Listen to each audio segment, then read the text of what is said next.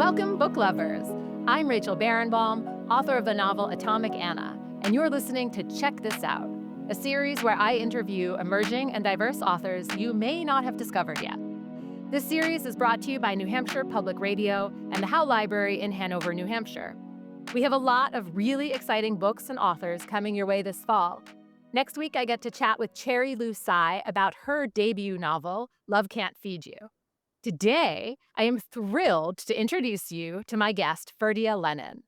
Our conversation around his brand new debut, Glorious Exploits, will take us back in time to 412 BC, where Athenian prisoners stage Euripides for their captors.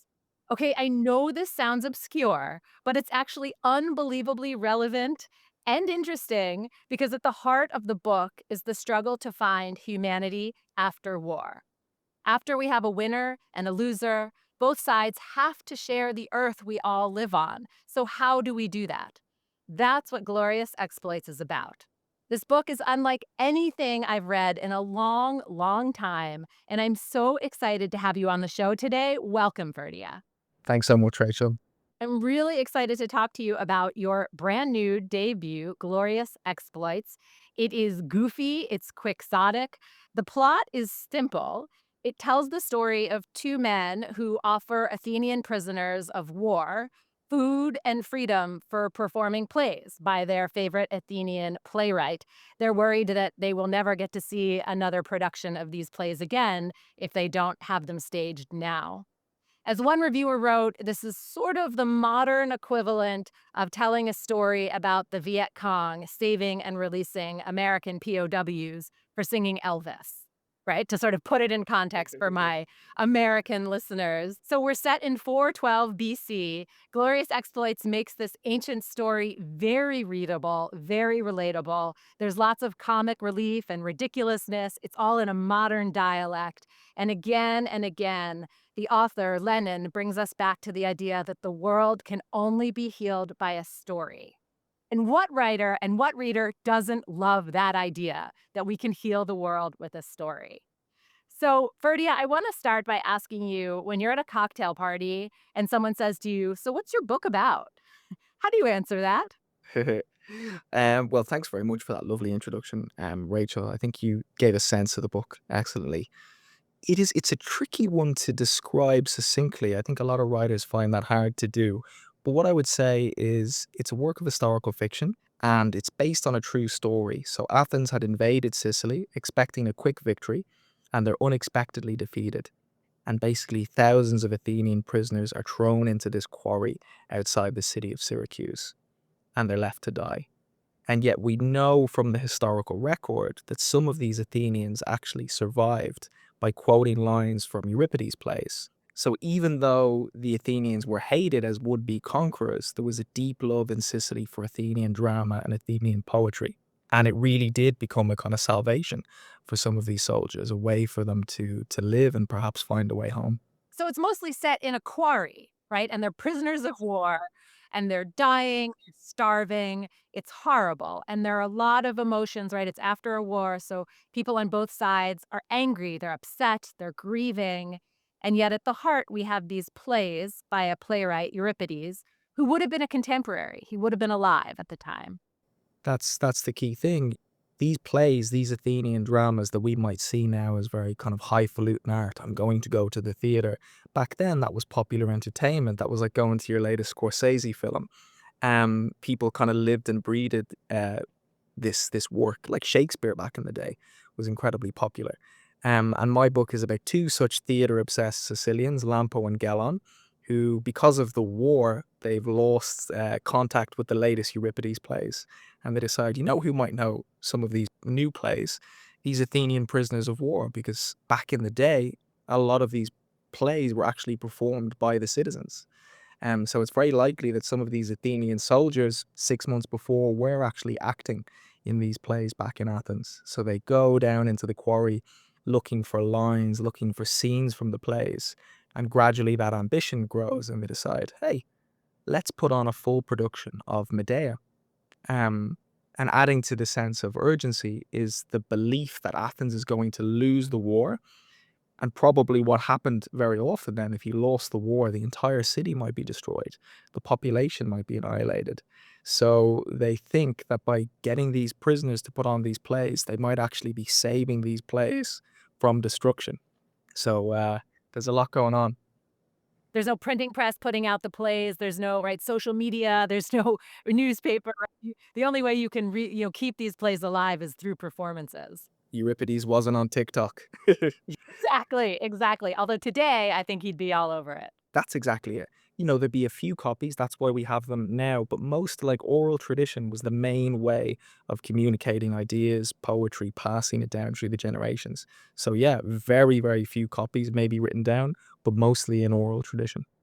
And you made this ancient story and these ancient plays accessible by writing in with a modern dialect, right? It feels like we're just watching two guys walking down the street, going to a bar, right? It's not this sort of stodgy, old school, whatever, depiction of Athenians that we might be used to. That's exactly it. I think very often my idea, your first port of call when you imagine someone from ancient Greece or ancient Athens or ancient Rome often is like some, very wealthy British individual from a British period drama, maybe Downton Abbey, etc. And I wanted to move away from that. I think that decision is often a little bit arbitrary. So, for example, if I'd made these characters sound like 19th century English, maybe someone from a Dickens novel, I think that would be okay. That makes sense. This is what we're used to, but it actually wouldn't make any more sense than I feel what I've decided to do because these characters are contemporary to themselves. Um, and there's no technological anachronisms. I studied history and classics, so a lot of research went into the book. But I feel the language um, creates a sense of urgency. Um, and also they sound, maybe you might notice if you listen to the audiobook or if you read it, they sound almost like contemporary Dubliners. And the reason for this is that Sicily was an island and had been colonized a few hundred years before by mainland Greece. So I wanted to give a sense of the relationship between Sicily, which was Greek but an outsider Greek island, almost like Ireland was once part of the British Empire. We speak English, but it's a little bit different. There's kind of Hiberno English. You have the inflections and idiosyncrasies of the native Irish language playing underneath the English. Um, and I thought that was a way to make it different, but also have its own logic. A breakthrough was also reading Aristophanes' plays, and these are the only plays written and set in contemporary Athens. They're not in a mythic past like the tragedies. And what you'll find is there's much more of their sweary, their bawdy, their frequent use of colloquialisms. They're written full of slang and very contemporary, and a world apart from that kind of quite serious mythic, more formal language that is more indicative of the tragedies. And I realized, well, that's the closest. We don't know what an unemployed fifth century Syracusan potter might sound like, but I feel like this is more of an indication than anything else that we have. So that was really a starting point. Yeah, definitely. So funny. I haven't thought about Aristophanes in years either. My memory is like orgies and brothels, like very bawdy. Yeah, really bawdy and surreal. Would you mind reading a page for us so we can hear it in your voice? Yeah, I'd be delighted to do that.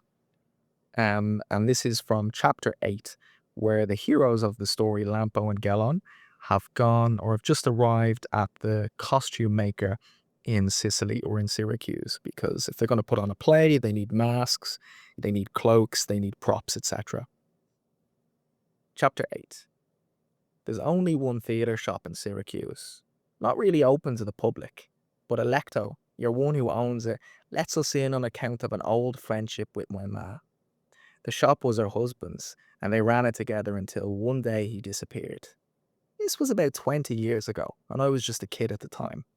There's been no sight nor sound of him ever since, and all sorts of rumours about.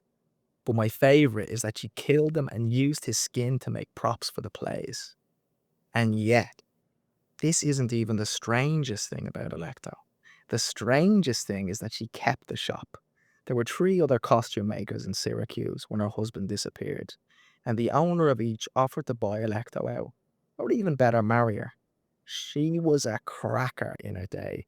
But to both proposals, business and matrimonial, she says no thanks. It was her shop and she'd run it. And besides, she believed her husband would return someday. And what then? Though I've heard that when she said this, there was a curious lilt in her voice. Anyway, she kept her shop and never remarried. Within a couple of years, Electos was seen as the best option when it came to fashion and all things theatrical. In 10 years, it was the only option. She'd driven everyone else out of business. I knock a couple of times, but then Gellon pushes and the door swings open. The house is a sprawler, 4 stories including the cellar, yet it seems even bigger on account of all the theatrical gear. You can't see the real walls because they're covered with scene paintings from different plays. To my right must be Olympus, rolling clouds and gorgeous sunbeams thick and gold as honey.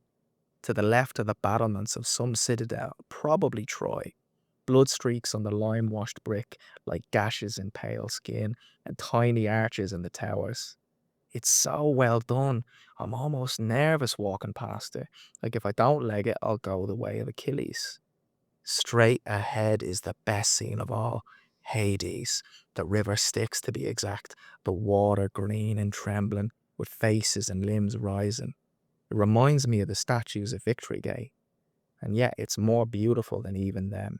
The light on the water is different from any I've ever seen in this world, and it seems I know it. Gellon says that's what the best plays do. If they're true enough, you'll recognize it, even if it all seems mad at first, though for all we know, it was just some dream of Homer's. And I walk towards this green soul river, and for a moment, it's like I'm going home. So good. Thanks. If you're just joining us, I'm Rachel Barenbaum. My guest today is Ferdia Lennon, and you're listening to Check This Out from New Hampshire Public Radio. We're talking about the brand new debut novel, Glorious Exploits. And we just heard Ferdia read a little bit and hear in his Irish brogue a little bit of his words, get a little sense of the book. So we're back in 412 BC, and this book is set in around a quarry pit where Athenians are being held as prisoners of war. And two characters are trying to get the Athenians to perform plays by Euripides, who was a contemporary playwright.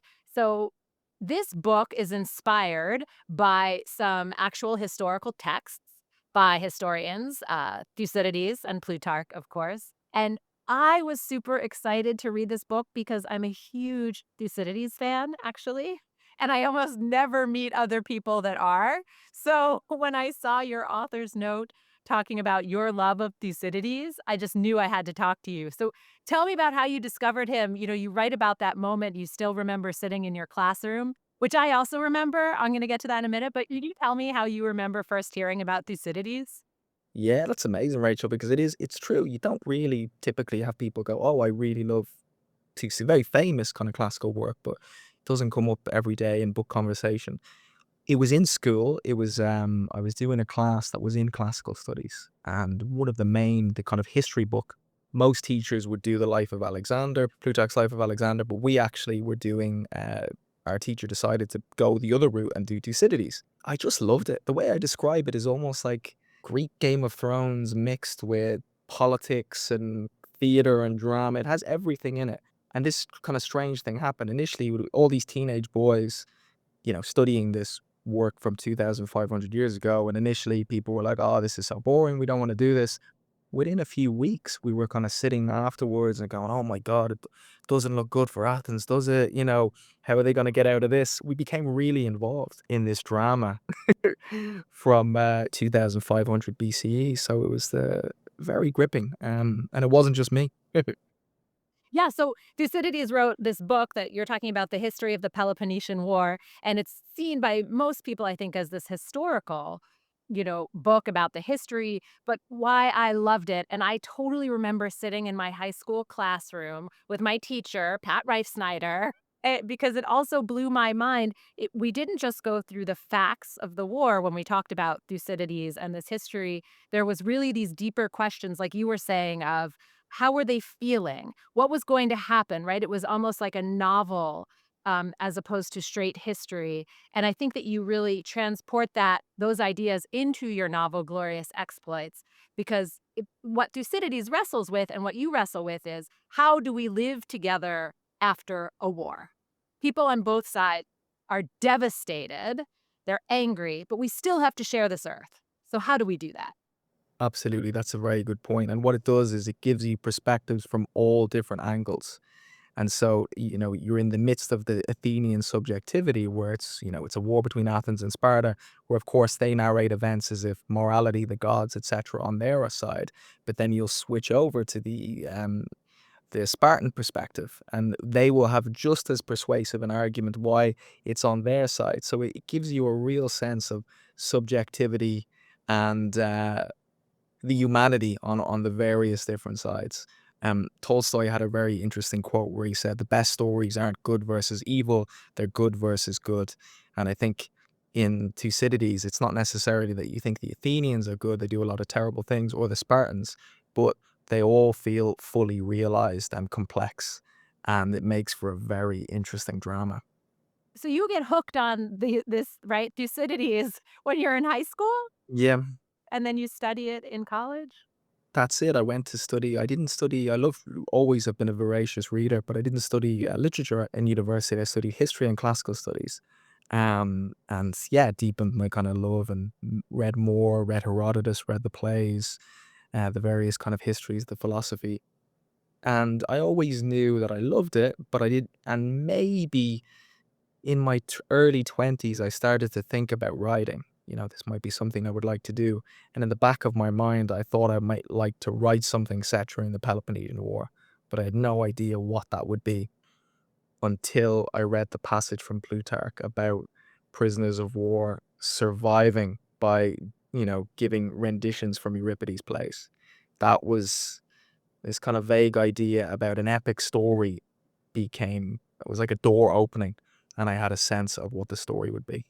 Right, and you took that and spun that into the novel. So before we dig further into your novel, Glorious Exploits, I wanted to ask you, we touched on it sort of briefly, but what is it do you think about those texts, Herodotus, Plutarch, Thucydides? These are like heavy ancient names. And I think a lot of people hear them and shy away that, who would read that book today? And yet I think you've shown they're relevant. Why do you think they're still relevant? Why do they resonate with you?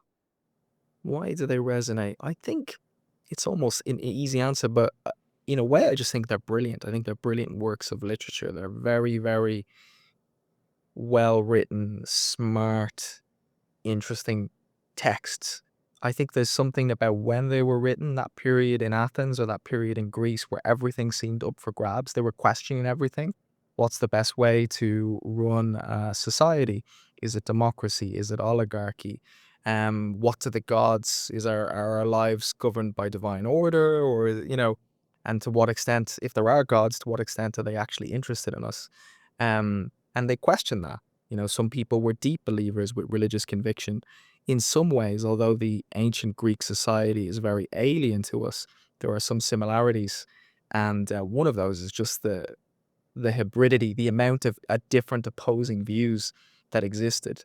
If you read something set in the Middle Ages, there are certain things that just cannot be questioned. The existence of God cannot be questioned. Um, the the idea that you wouldn't have kingship almost cannot be questioned. So there are a lot of things that are taken as a given, whereas I think in ancient Greece, in this period when these books are being written, there are very few things that can't be questioned, which makes it oddly contemporary.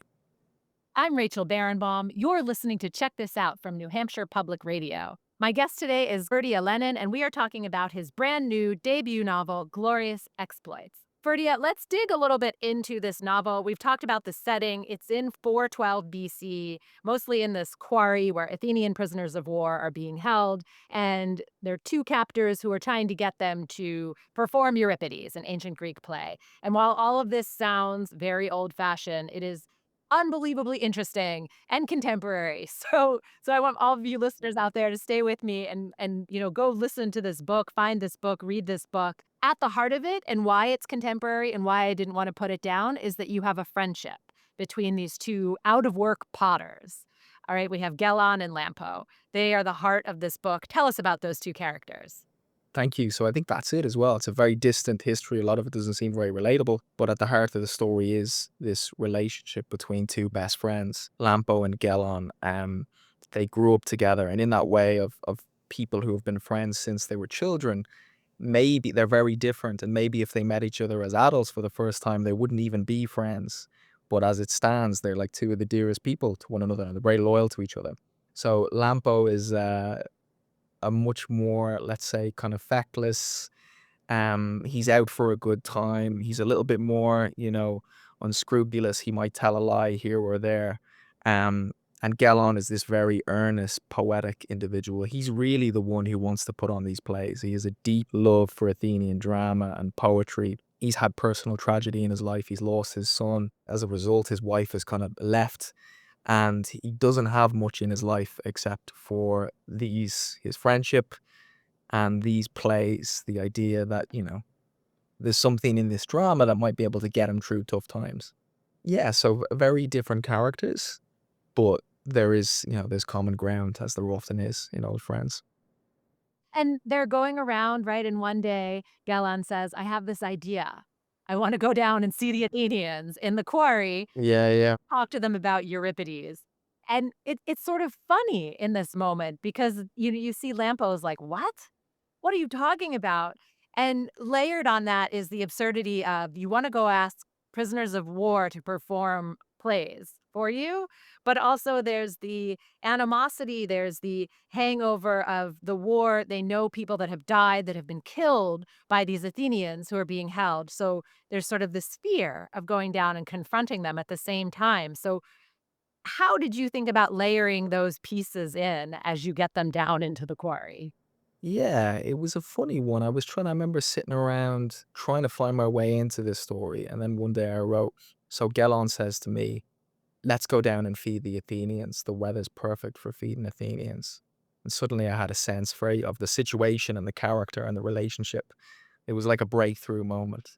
Um, and I think what's important, this was a very brutal, I mean, our contemporary period, we have wars that can be very brutal. That's just humanity. This was a very brutal period of history.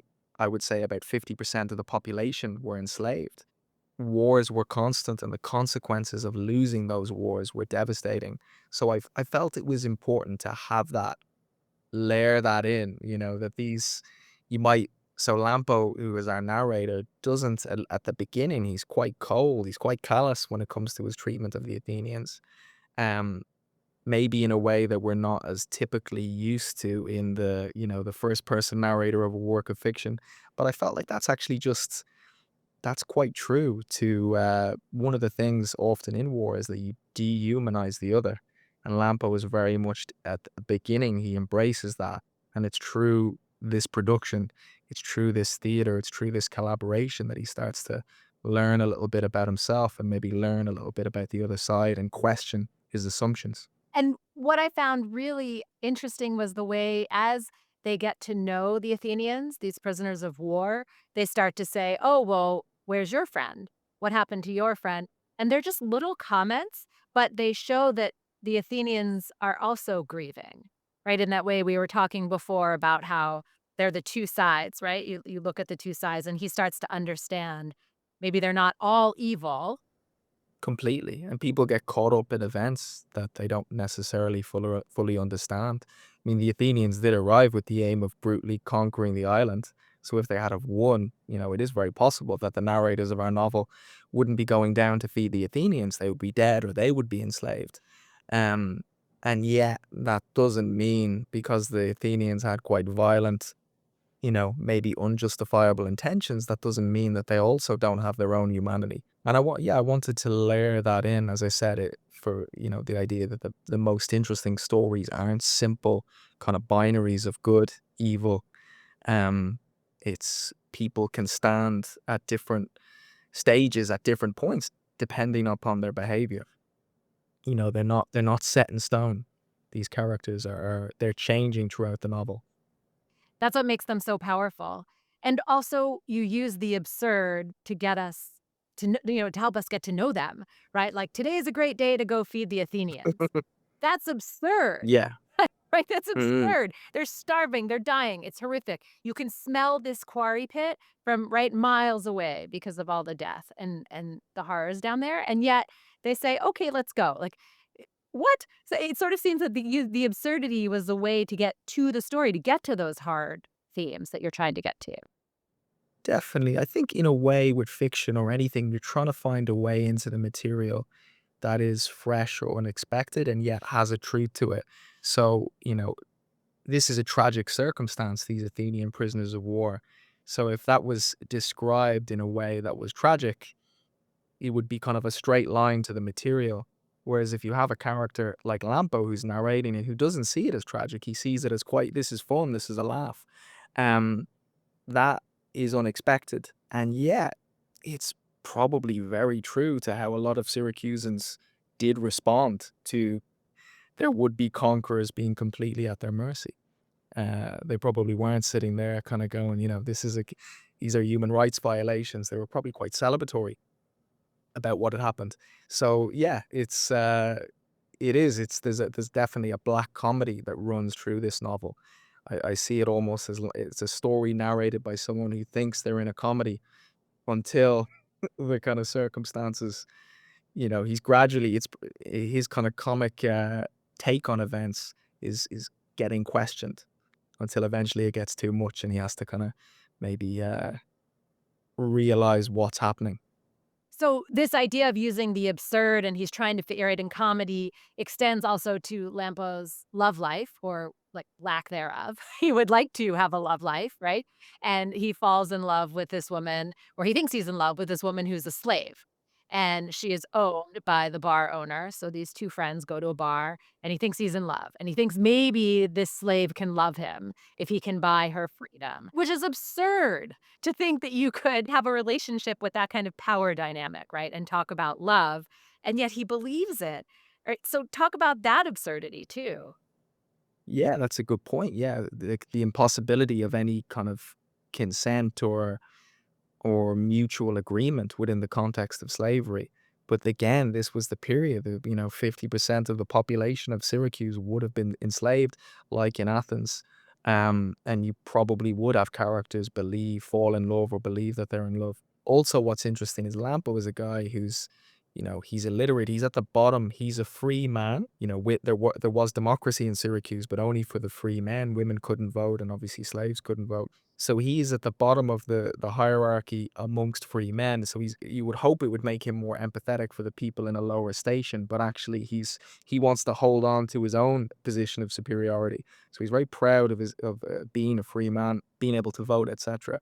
And yet, at some level, Lyra, who is this slave in the local bar, he kind of realizes that Lyra is more educated than he is. If it weren't for the very specifics of the state that she's from getting conquered, that dice roll of history, she would they wouldn't even interact at all.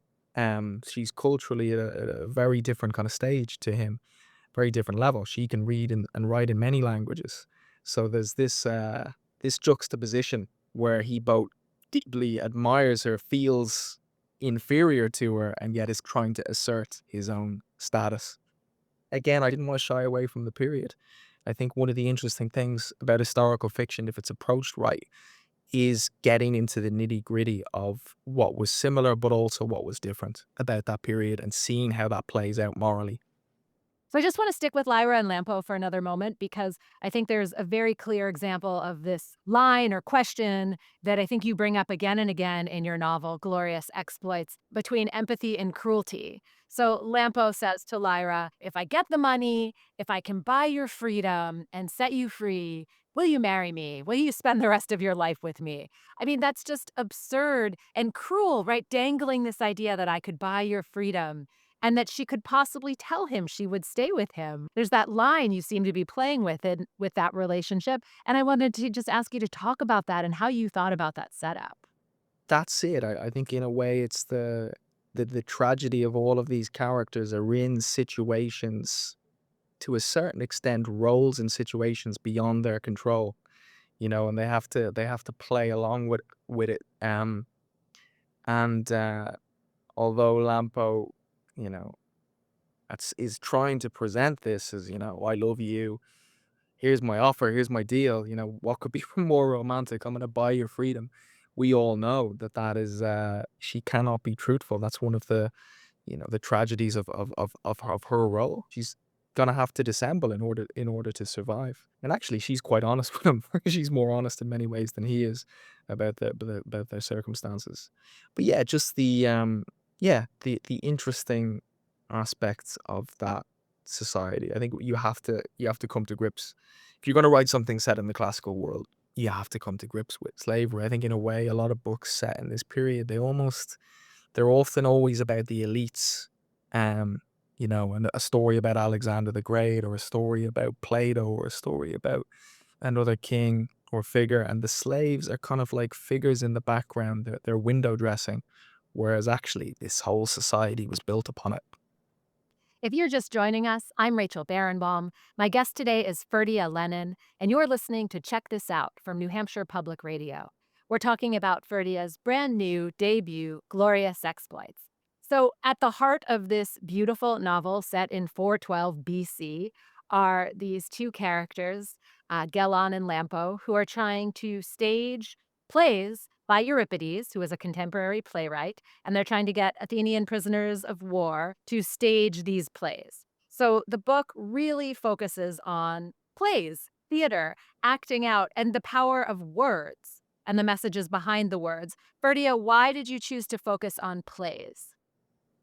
I chose because in one sense that was literally the inspiration of the novel. The novel came from the idea of prisoners of war in these quarries surviving by quoting lines from Euripides. And so the book had to be about that because that was the inspiration for the novel. And yet I love Athenian literature. I love Greek drama, Greek poetry. I love drama.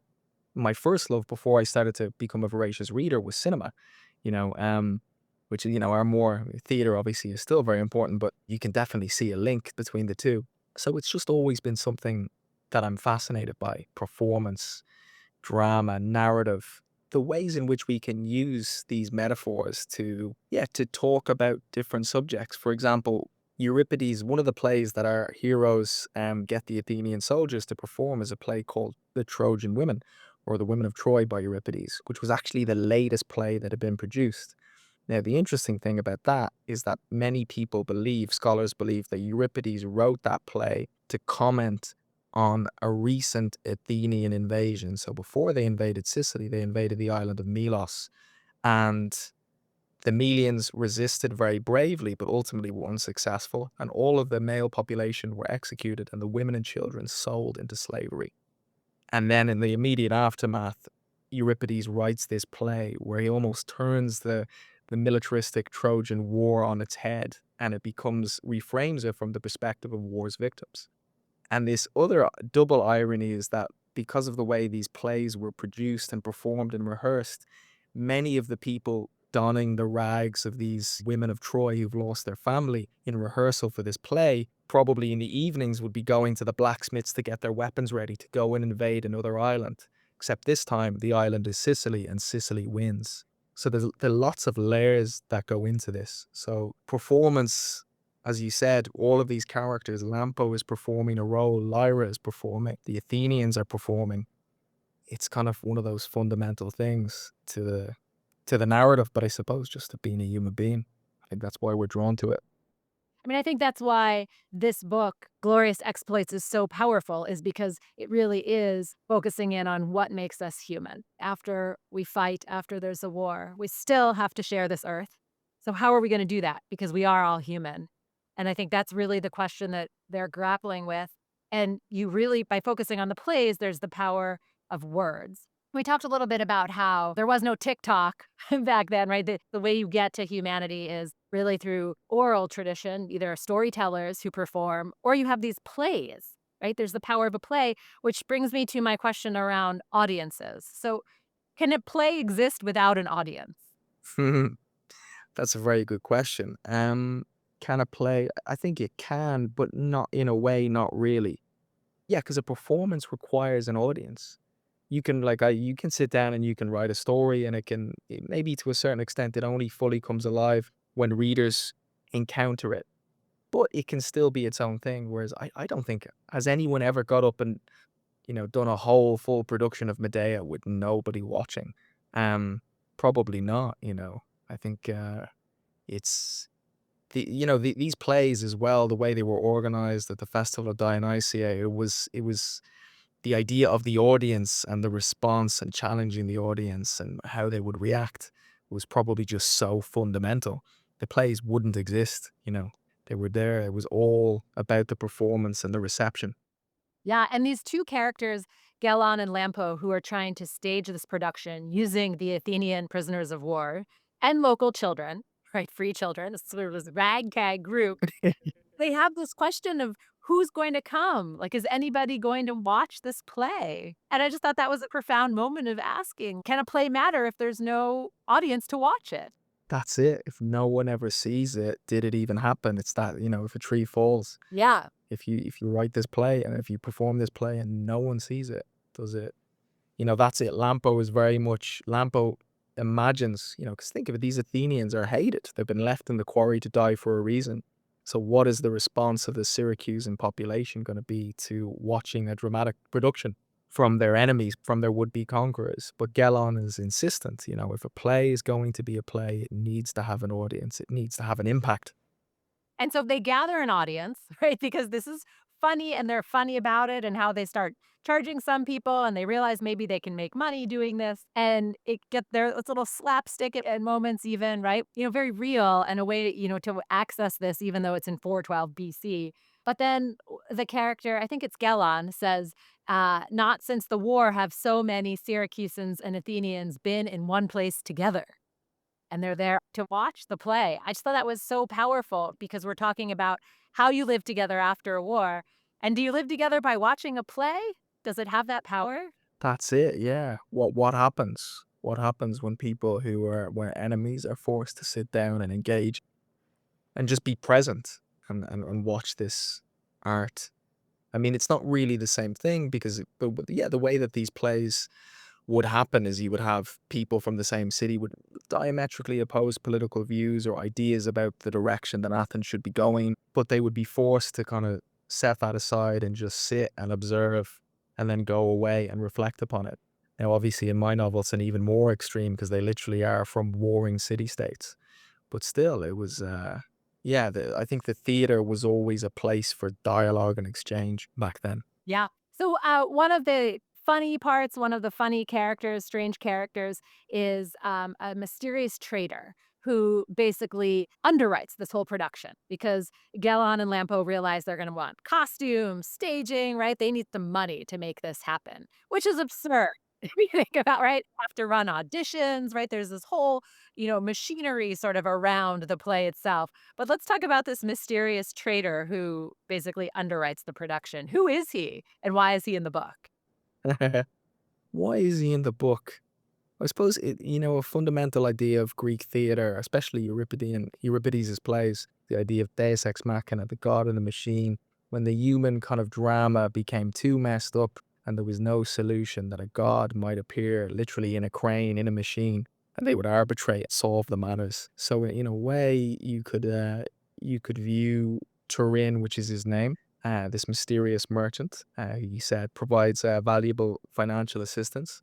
Before I became really, really fell in love with Greek drama and Greek myths, growing up in Dublin, I read Irish mythology a lot. That was probably one of the first myths I read were the Irish myths. And there was a myth called the Sons of Turin, and in it you have these mysterious kind of these brothers, which I've kind of composited, but basically they go on this journey where they've committed a crime, and as compensation for the crime, like recompense, they have to travel around and gather these mysterious objects, and they go to Persia and they go to Greece and they go to Sicily, and they're always in disguise. And as well as being a brilliant story, there's a lot of parallels between this myth and Greek myths. There's very, very likely, scholars would imagine, that there's been some exchange, that this Irish myth is in some way informed by this Greek myth. Also, it was probably written down around the time that my novel is set. So it's a way for me of bringing the Irish myths that initially kind of inspired my love of storytelling into this narrative. It's also a very Greek Irish myth. And Turin may or may not be Irish. And I enjoy the idea that, one of the few characters in the novel that doesn't sound Irish is Irish. Just I like that little writer's twist in there. exactly, yeah. He's a great character, and he provides sort of this mysterious idea also that he might be harboring a god underneath his ship. As you do. Right, as you do in some sort of box filled with water there is a god in underneath his ship, is as usual. Why? Why add those pieces in? I mean, they were hilarious, and I loved those scenes, but what was the connection to the play? Why did you put those in there? If you read Herodotus and then you read Thucydides, it's almost like a transitionary phase because Herodotus will literally have gods show up in the play as explanations. King Midas appears in Herodotus, so it's like a transition between history and mythology. So there is, yeah, that's who knows what these people saw, as I said, when they left there, when they walked down to the Agora. Yeah, where you might have a god in some, under your ship Completely. somehow. I think for me, again, as I said, you had this deep skepticism and question of everything in ancient Greece. And yet, on the other hand, you had a real belief in the gods. A lot of the population had a deep reverence and belief to the gods, and that was fundamental to how they saw the world. And one of the things about the gods is they would appear in disguise. So you never knew you could actually, you could meet a stranger on the road and you should be kind to them because that might be a god in disguise. And if you're not, that might come back and haunt you later on. So who knows? Maybe he does have a god on the ship, or maybe he doesn't. But I felt that was a way of, in some ways, the novel is written in a very contemporary way that seems quite relatable. But that also lets us know that this is also quite an alien world and worldview. That we are really in 412 BC. We are in 412 BC, exactly. I'm Rachel Barenbaum. You're listening to Check This Out from New Hampshire Public Radio. My guest today is Ferdia Lennon, and we are talking about his brand new debut novel, Glorious Exploits. Ferdia, you end this book with a very powerful sentence. Actually, would you read the last sentence for us? Yeah, no problem at all. Yet he reasoned, perhaps in the end it was fitting, for his master was ever in love with misfortune, and believed this world a wounded thing that could only be healed by story. So, talk about that idea that we can only heal the world by story. Hmm. Yeah, almost like a spoiler, but it's referring to Euripides. And it makes sense to me if you read Euripides' drama. He's someone who clearly is very fascinated by some of the darker, painful aspects of being alive. He's very unflinching. He'll look at the good and the bad. And maybe he's in some ways trying to drawn to make sense of the bad. Why do bad things happen to good people? Why are we here, etc. And there seems to be a deep conviction that there's a value in drama, there's a value in narrative, that by making up these characters, these seeming fantasies, you actually are doing something quite serious and important. And he was willing to take risks, writing a play like Trojan Women in the midst of a very jingoistic, militaristic society. That was a real risk. That line is from the perspective of an imagined Euripides and what his worldview might have been. However, I obviously, as I think as a writer, you definitely, I believe in the importance that there is a real value to it. And of course, stories they can be neutral. They can have a negative consequence or they can have a positive. It really depends on what's in it.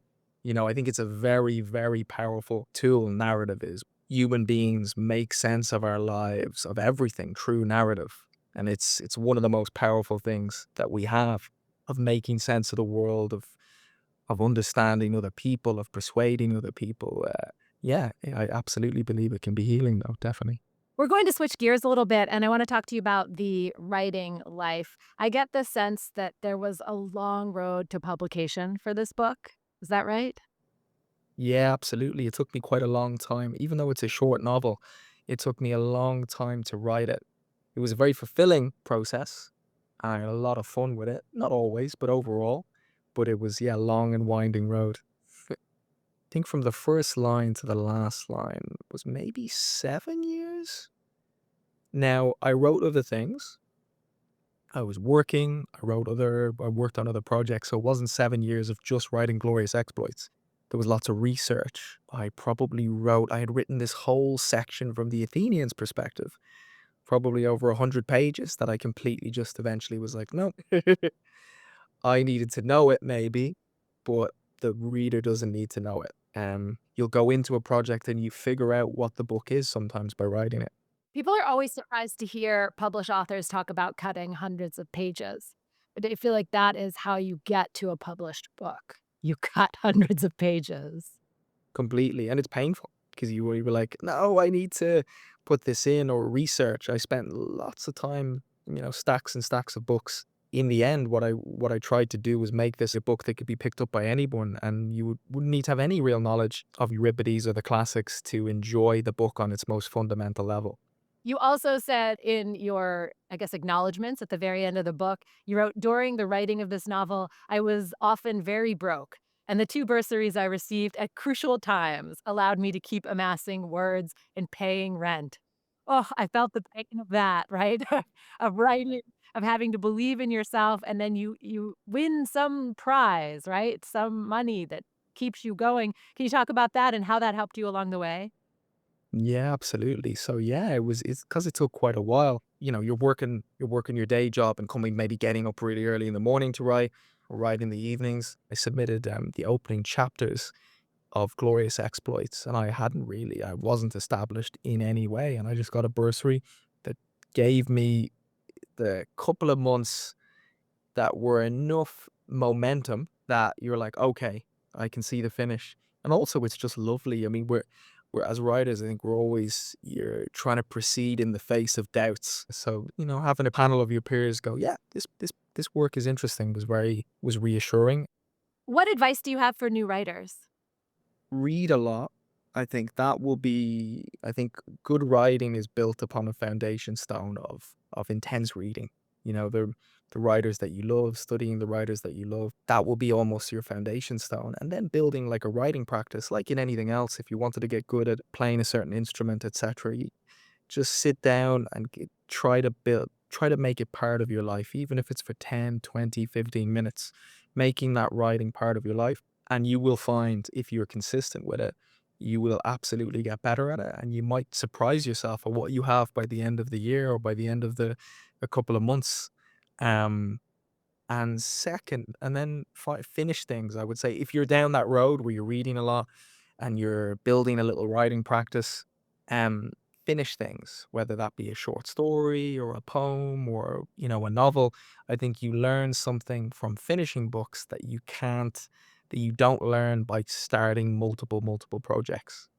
Um, so that would be, yeah, and try to enjoy the process because it can be hard, it can be difficult, and it can be maddening, but it's also, I think, incredibly fulfilling too.